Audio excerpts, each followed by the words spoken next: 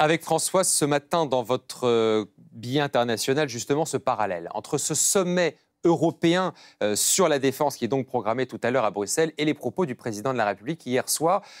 Deux thèmes, deux visions qui risquent d'être assez différentes. Oui, je suis vraiment frappé, si vous voulez, par le gouffre qui sépare la gravité, voire la solennité, et pour tout dire, le côté inquiétant de l'allocution du président de la République hier soir. Il a quand même dit la Russie est devenue une menace pour la France et pour l'Europe, et la faiblesse des décisions qui vont être prises aujourd'hui à Bruxelles lors de ce sommet européen. Faiblesse. La faiblesse, oui, je le crois vraiment, au sommet auquel d'ailleurs le président de la République, évidemment, va participer.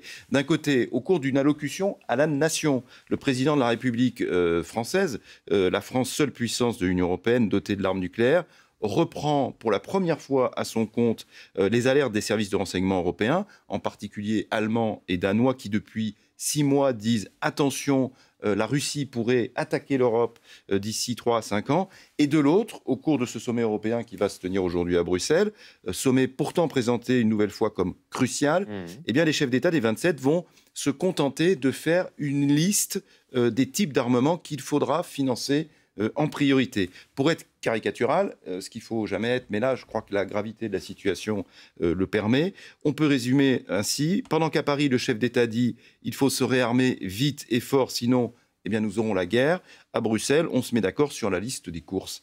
Donc non, ce n'est pas avec ce sommet européen bien que l'Europe de la défense deviendra réalité. Il faudra beaucoup plus. Mais tout de même, François, avant-hier, la présidente de la Commission, Ursula von der Leyen, avait parlé justement d'un budget énorme, 800 milliards d'euros pour cette défense européenne. C'est pas suffisant? Alors, c'est une annonce forte, c'est vrai, à la fois parce que la somme annoncée, vous l'avez dit, est énorme. 800 milliards, c'est 3 fois le budget annuel de la défense des 27 pays européens cumulés, et aussi parce que cette annonce faite à l'avant-veille du sommet montre bien que la Commission européenne, eh bien, elle a pris en compte justement la gravité de la situation. Mais le problème, c'est que dans ces 800 milliards, Ursula von der Leyen, la présidente de la Commission, elle additionne des choux et des carottes, par exemple différents types d'emprunts, et aussi parce qu'au-delà de l'effet d'annonce, il faudra voir si cet argent, encore une fois une somme énorme, est réellement investi. Est-ce que l'Europe aurait pu faire autrement, François?